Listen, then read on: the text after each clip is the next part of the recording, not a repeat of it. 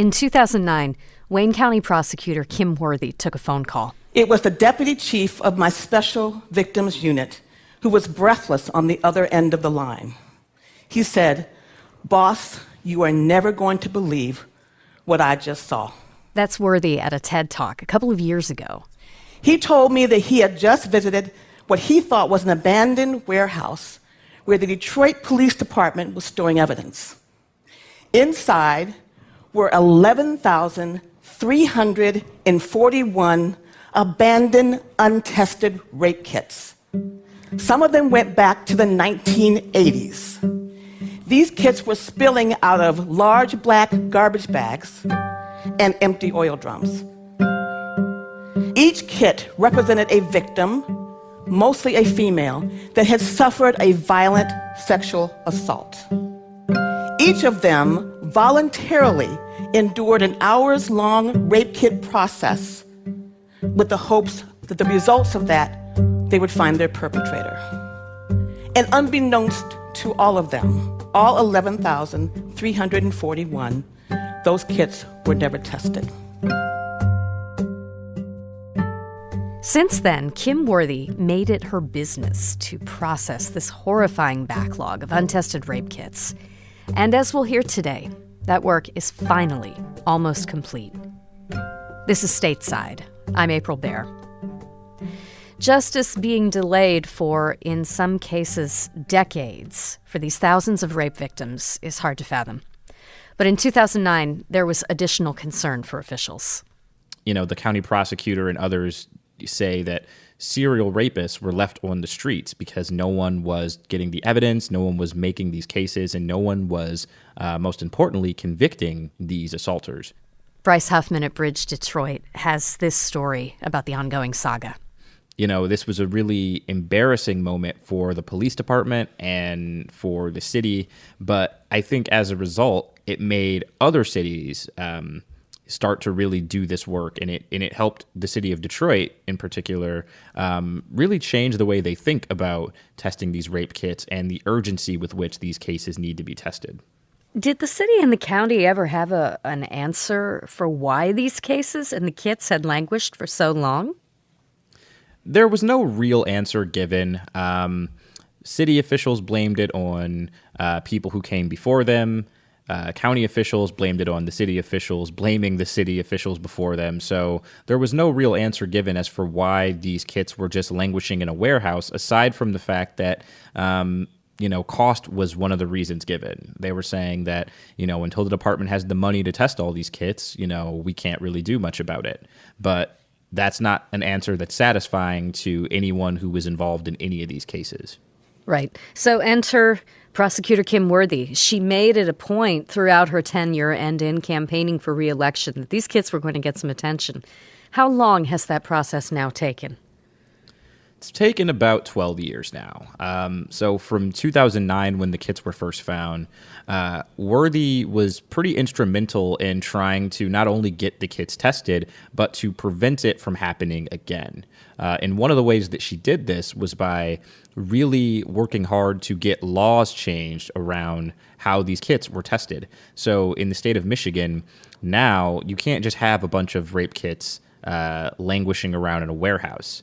Michigan law enforcement agencies in the state are now required to collect rape kits from hospitals within 14 days, and then they have to send these kits to testing facilities within 14 days of receiving them.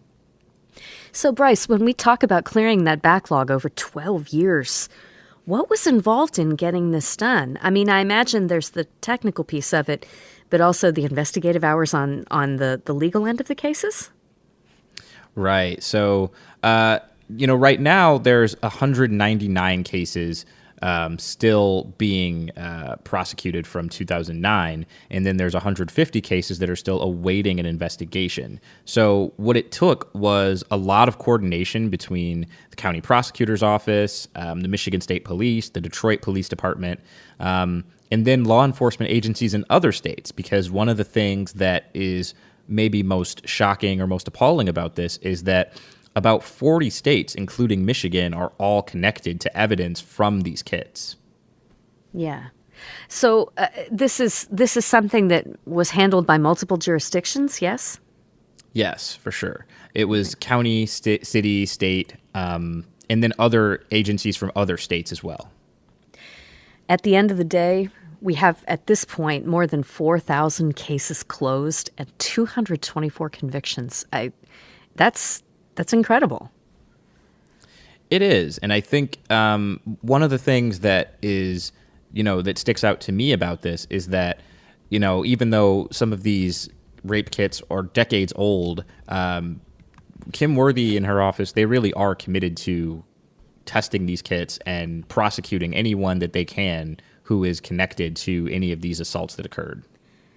Were you able to get a sense of what kind of challenges the investigators were up against in trying to unpack these cold cases?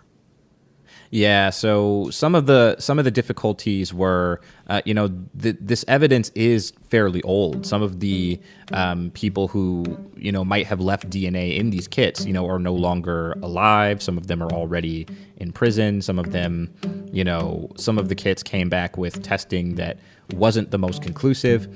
So it took a lot of investigating beyond what was found in the kits to make some of these convictions happen. And as the county prosecutor, as Kim Worthy said, a lot of these kits involved serial rapists, people who were raping 10, 15, and some even 20 people. We have to take a quick break. We'll have more with Bryce in just a minute. Stay with us.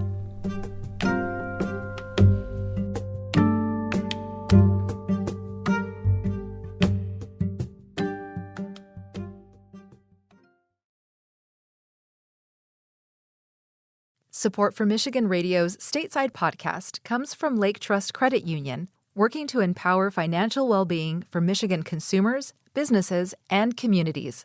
Committed to financial solutions and advice to support people and families. Learn more at laketrust.org. Support for Michigan Radio's Stateside podcast comes from the Holland Area Visitors Bureau, offering heated streets and sidewalks, downtown shopping, and outdoor dining, located on Lake Michigan, with 4,000 acres of parks and trails for hiking and biking. More at holland.org.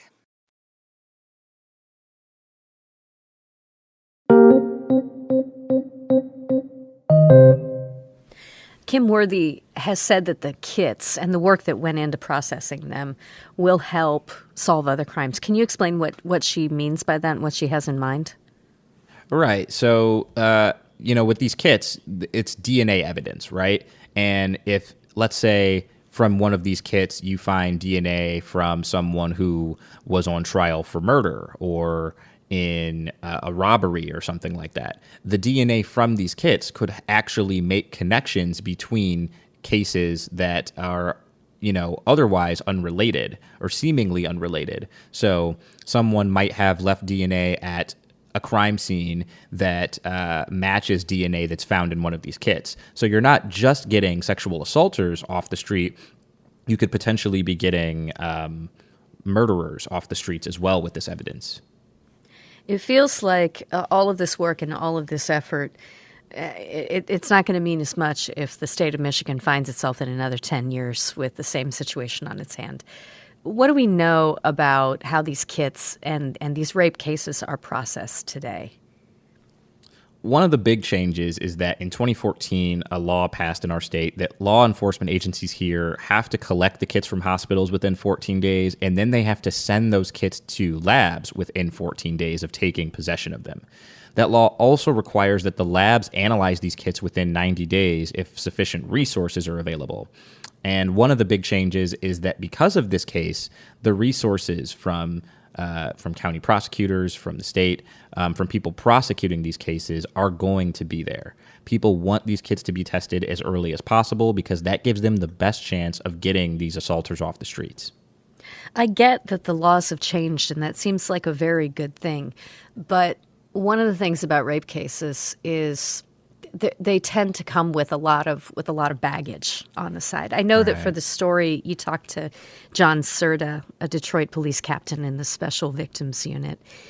And he told you that what a lot of people, I think, already suspect, that a lot of survivors don't really want to talk to the police, despite the fact that there's a special unit. Did he say anything about the cultural changes that may have happened within policing or within DPD specifically to make survivors feel more welcome and to feel that they will be believed? Right. That is something that's really important to rape cases, is having people, having police officers and law enforcement agencies believe the people who are telling these stories, because that is going to make the person, the survivor, it's going to make them more willing to work with law enforcement. So one of the things that DPD is doing is, instead of just having them talk to police officers, people with a badge and a gun, they're getting these people in touch with social workers immediately. So they have someone who has more mental health training talk to them about what they've been through, about the trauma that they're experiencing. Because oftentimes, police are trying to, they think about solving crime. They think about doing what it takes to, get someone off the streets, but they're not always necessarily thinking of the survivor first. And that's what the social worker's role would be. Right. After decades of inaction and then another 10 years plus on this, there's no question that some of the perpetrators and probably even some of the victims may have died before justice could be done. What are you noticing about the advocacy community? Are there any survivor groups that have materialized to try to support the victims, both those who were helped by the process and those who were not? There's a lot of advocacy groups in the Detroit area that, especially when the kits were first found, were very, very vocal about this issue and wanted to get the kits tested. But I think all of those advocacy groups would have to acknowledge that, these cases, the 11,000 that were uncovered, that's not the end-all, be-all of stopping sexual assault in Detroit or anywhere, right? It's about changing the cultural attitude about consent. And a lot of the advocacy groups that I researched when doing this piece, they make it very plain that this is just one piece of the puzzle, and to really make things better for women and men, who are victims, is that we need to change the way we talk about sexual assault. We need to change the way we talk about trauma, and we need to change the way we think about what might happen to someone after they go through something like that. And that, all of those things together will make things better for not only sexual assault survivors, but it will prevent more sexual assaults from happening in the future. And that's the Stateside Podcast for today. I'm April Baer. You can find full Stateside episodes at michiganradio.org. Our executive producer is Laura Weber Davis, and she produced today's pod. Our theme music is by 14KT, additional music from Blue Dot Sessions. Thanks so much for listening. We'll see you next time.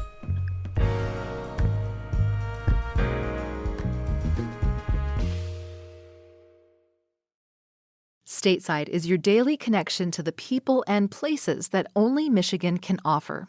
But it takes money to bring you the Stateside Podcast and everything you hear on Michigan Radio. You can help now by connecting with us as a supporting partner of our work. Become a member of Michigan Radio right now with a gift at michiganradio.org.